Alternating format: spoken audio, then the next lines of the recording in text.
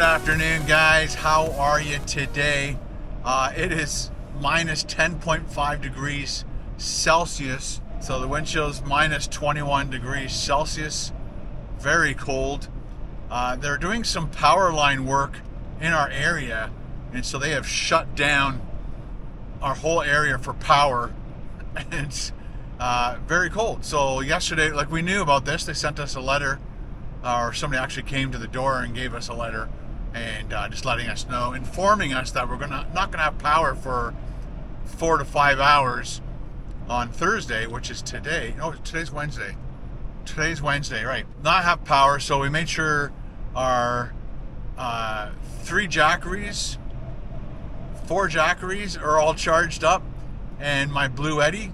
So we have the radiator heaters, portable ones. I have 2 of those. We have those going. We have other things in the house that are needing to be plugged into a Jackery. So we're good to go for the next 4 hours. Yeah, thanks Blue Eddy and Jackery for your awesome donations to the Domik household, because they come in handy big time. So yesterday was a very long day.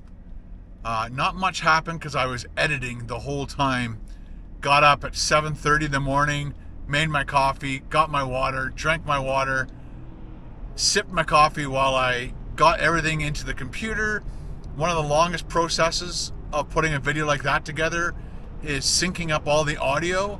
I do have that battery or that recorder on me, so it usually records like a 50-minute audio clip, and then I have to put it to all the clips that I make with my iPhone, and it just takes time. And then you have to make sure that the video clips are not repeating, because it makes a duplicate clip, and it's called synchronized clip with the same number and everything, but it has synchronized clip, letting you know that is the synchronized clip. And so I think I lucked out, because I was really close. That was like the most isolated spot away from people, but it was right underneath a speaker.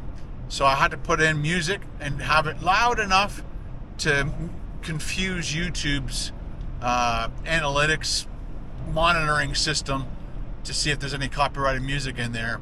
And so that's how I had to do that, and that took me all day. And then I had to build the thumbnail.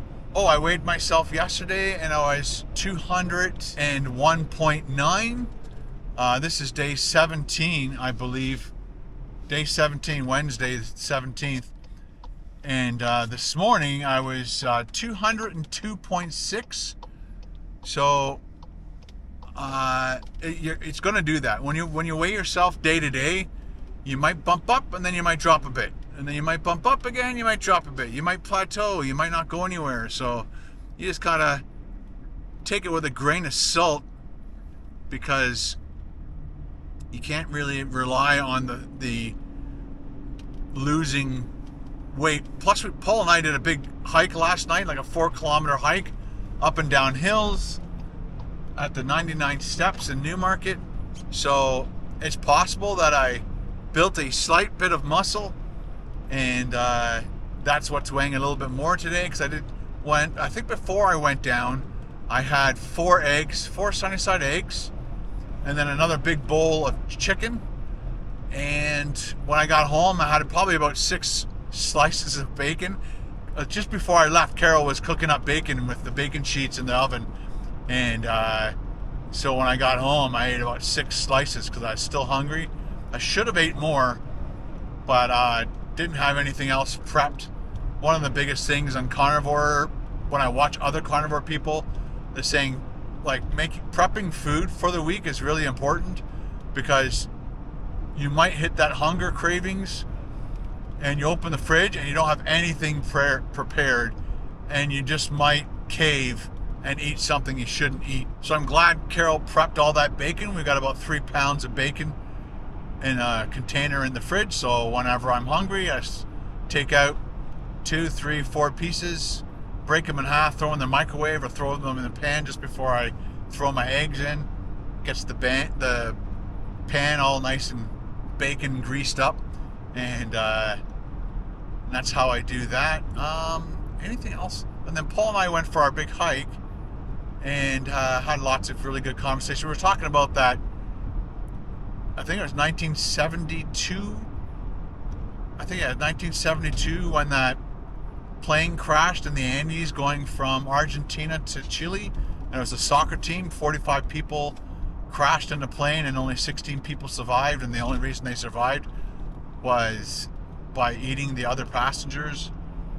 And three people set out on like the 60th day, but one of them either didn't want to continue on or was scared or whatever, so he went back to the plane, and the other two kept going. And I think it took them 10 days in the Andes Mountains with very little gear, zero gear. They had to like kind of manufacture all the stuff that kept them alive.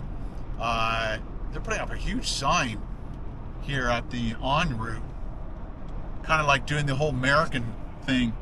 It's a very, very, you might be able to see it in a second, a very big, like typical like an American going down the I-75, big signs way up in the air to help people see that there's a big rest stop there. Anyway, so yeah, we talked about that the whole time and comparing the 1992 version called Alive to this new version on Netflix. Can't remember what it's called, but they're both the same story. So that's what we talked about the whole time. Came home. Carol and I watched There's Something About Mary. Carol really wanted to watch a comedy to make her feel better because she had a bit of a slumpy day yesterday. And I'm like, well, let's watch a comedy. And kind of going through, and there was two movies I thought would be fun to watch. I can't remember what the first one was, but as soon as we saw Something About Mary, I just watched that. And we had a couple burst out laughing moments, which was awesome. Anyway, so today I am off to get a back massage. It's like about an hour and 15-minute back massage because I'm not sure if it's what I'm doing, where I'm sitting. It's probably the big comfy chair, like I'm editing on the comfy chair, and I think maybe I kind of like slouch over a little bit. So right between, just below my shoulder blades, it's like achy if I stand for a really long time, like not moving standing. When I did the hike for an hour and a bit, I was totally fine. When I go my big walks, I'm fine. But if I'm just standing in the kitchen waiting for food to cook, this like area in my back kind of feels like really achy. And so I'm going to get that looked at, massaged. Hopefully that will make me feel better. And hopefully by the time I get home, all the power will be on. We set an appointment for Rusty to get looked at tomorrow. So they're expecting Rusty either today or tomorrow. Depends on if the Sprinter van Moose is ready. They had it all day yesterday. They phoned me in the morning, said they have it. It's going in for getting to be looked at, and they'll phone me with an update. They never phone me back, so I'm kind of scared because why is it taking so long? They might be looking at a lot of other things. Somebody might have phoned in sick. You never know. But usually, all the experience I've had with them before, they phone me at the beginning of the day, they phone me somewhere in the late afternoon saying it's either done or this needs to be fixed. Do you want to go ahead? Yes. And then they fix it, and then you pick it up the next day or later on that night. So they didn't phone me back, so we phoned them today to get an update, and they haven't called us back. So we did talk to them. They don't have an update for us at that moment. The technician is working on it apparently. So, and we're just passing Mercedes-Benz Barrie right now, and I don't see my van sitting out front, which usually indicates that it's done because that's where they put them. So I don't see our van, so it's still being looked at. A lot of you guys gave me lots of information, like the gelled diesel gas gels when it's really cold, if you don't have a block heater or whatever. Again, having it plugged in. Paul said every diesel he's ever owned came with a block heater. So I never thought about it because I have the last diesel engine I ever had was when I was like 19. So and I don't think that had a diesel or a block heater on it. So, and maybe it did. I don't remember back that far. So I asked Mercedes just to take a look, just to give me an idea. And I really wanted to know because usually they have like a a history of things they've done, and possibly the history of when they sold that, it had this stuff already installed. So that's the main reason I wanted to ask them, but I guess we'll find out. And of course I'll plug it in. But anyway, let's get this massage done, and then we'll continue on our day.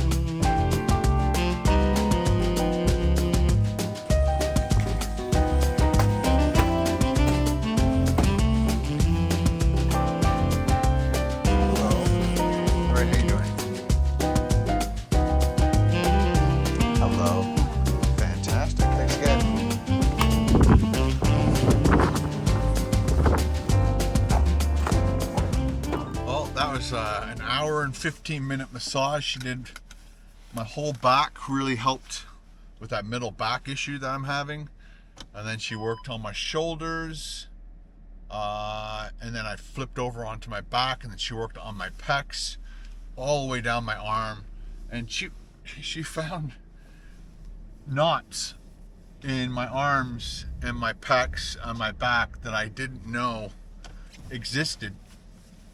And every time she found a click or a lump, I'm like, wow. You don't feel that you're tight in those spots, but you are. Anyway, so I got a call from Mercedes. I'm gonna give them a quick call back, find out what's going on, and hopefully the damage isn't too severe. And so now I gotta drive all the way home. If the van's ready, I got to drive all the way home, pick up Carol, drive all the way back up here to drop the, or to pick up the van. But we're also thinking maybe drive, because I scheduled Rusty to come in tomorrow, drive Rusty all the way back up here in second gear, drop that vehicle, or well, I guess go get the Sprinter van, and then get the Sprinter van. Both of us drive over to the other mechanics, drop off Rusty, and get him fixed. So that's going to be the rest of my day. Just got off the phone with Mercedes. Apparently it doesn't have a block heater in it, and I think if they were to put a new one in, it's like $500 or more. So I think it was $600 and something. So yeah, I wasn't sure if it was the taxes and all that stuff. Should have been. Anyway, I have to think about it. They said when they went to go work on it, it started up perfectly fine on the first turn, which is what my buddy Steve said with his diesel truck that he had. If you just waited a few hours, it would just start. So do I get a block heater? Do I not get a block heater? Like, there's sometimes in Canada, or where we live in Canada, there's only a few times a year that it's this cold. So do you get a block heater? It's not like I need this vehicle every single day, and it has to be super reliable every single day. So I need to plug it in every single night when it's cold. So, well, I'm gonna go home, talk to Carol about it, and we'll make a decision there. I think we still need to drop off Rusty, and we might even pick up Moose and say, just forget it. Save that money for another rainy day. Anyway, thanks for hanging out with me, guys. We'll talk to you again in the next video. Bye.